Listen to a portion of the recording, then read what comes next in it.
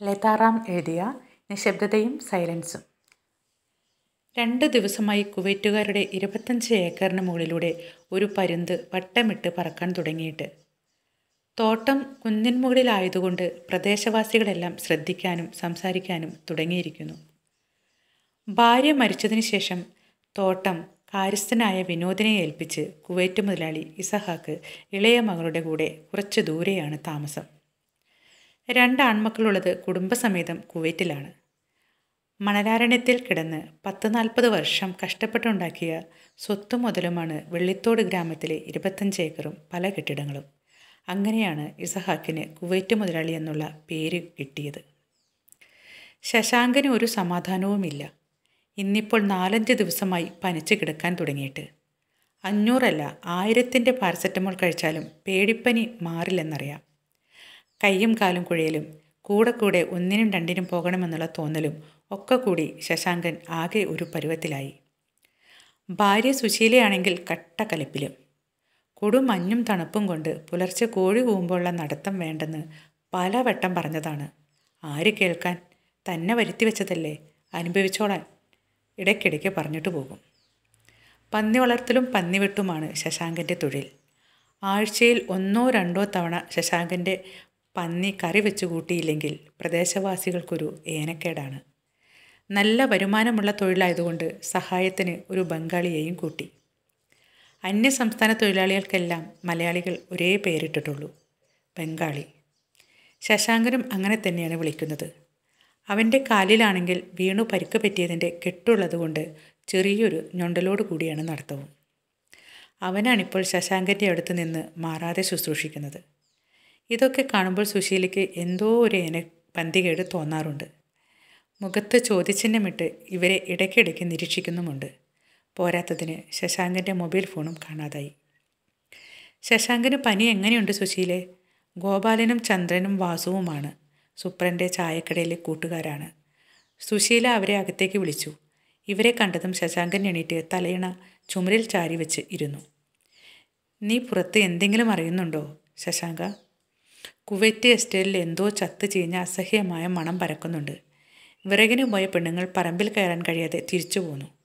ഞങ്ങൾ വിനോദിനോട് വിവരം പറഞ്ഞിട്ടുണ്ട്. അയാൾ പോലീസിലും ഫോറസ്റ്റിലും അറിയിച്ചിട്ടുണ്ട്. ഏറെക്കുറെ എല്ലാ വിശേഷങ്ങളും പറഞ്ഞ് അവർ പോയിട്ടും നാളെ എന്തും സംഭവിക്കാമെന്നുള്ള ആശങ്കയിൽ ശശാങ്കനും ബംഗാളിക്കും ഉറക്കമില്ലാത്ത രാത്രിയായി. എണീറ്റപ്പോൾ 9 മണി.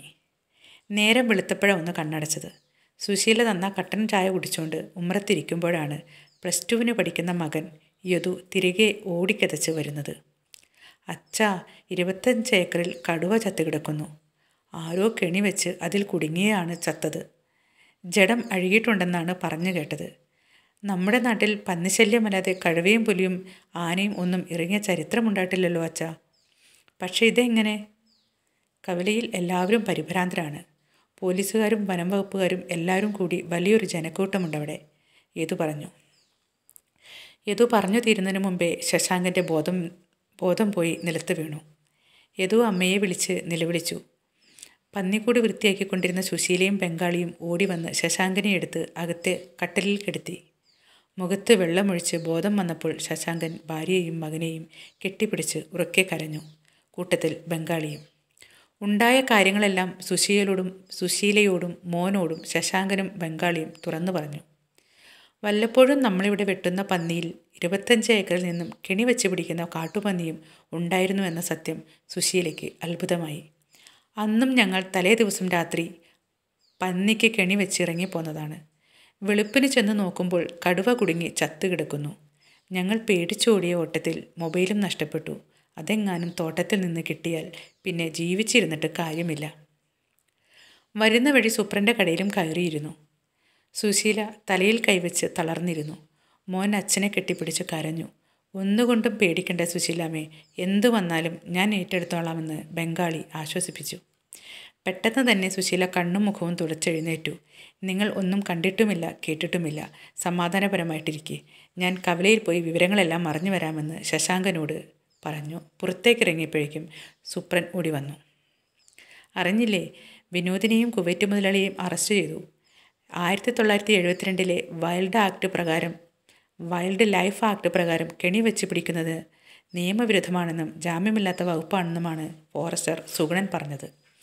3 വർഷം മുതൽ 7 വർഷം വരെ ശിക്ഷ ഉറപ്പാണത്രേ. എന്തായാലും മുതലാളിയും വിനോദും സ്ഥലത്തില്ലാത്ത സ്ഥിതിക്ക് ആരായിരിക്കും കെണിവെച്ചിട്ടുണ്ടാവുക? സാക്ഷിമൊഴികളും തെളിവുകളും നിരത്തിയാൽ അവർക്ക് ഊരിപ്പോരാൻ എളുപ്പത്തിൽ കഴിയും. എന്നാലും കുറ്റം ചെയ്തവൻ ശിക്ഷിക്കപ്പെടും.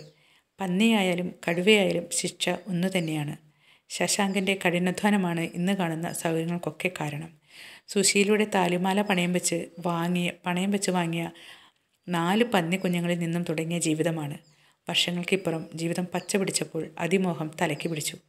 കാട്ടിൽ നിന്നും നാട്ടിലിറങ്ങുന്ന പന്നികൾ നശിപ്പിക്കുന്ന വിള സ്വന്തം കൃഷിയിടത്തിലേതാകുമ്പോൾ വെറുതെ നോക്കിയിരിക്കാൻ പറ്റുമോ? ഒരു സാധനം പറമ്പിൽ നട്ടുപിടിപ്പിക്കാൻ കഴിയില്ല. അന്നേ ഓങ്ങി വെച്ചതാണ് ഇവന്മാർക്കിട്ടൊരു പണി കൊടുക്കണമെന്ന്. പക്ഷേ കൊടുത്ത പണി ഒരു 8ൻ്റെ പണിയായി തിരിച്ചു വന്നിരിക്കുന്നു. കടുവയ്ക്ക് വന്ന് ചാടാൻ കണ്ട സമയം.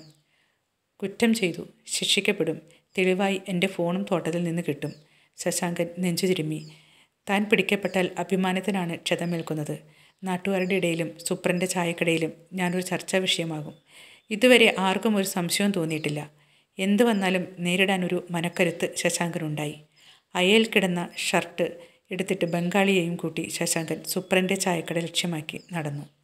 അപ്പോഴും കുവൈറ്റുകാരുടെ 25 ഏക്കറിലെ പടർന്നു പന്തലിച്ച കാപ്പിക്കൊമ്പിന് മുകളിൽ രാവും പകലും അറിയാതെ ശശാങ്കൻ്റെ ഫോണും നിശ്ചലം നിശബ്ദമായിരുന്നു. നിഗൂഢമായ സൈലൻസ്.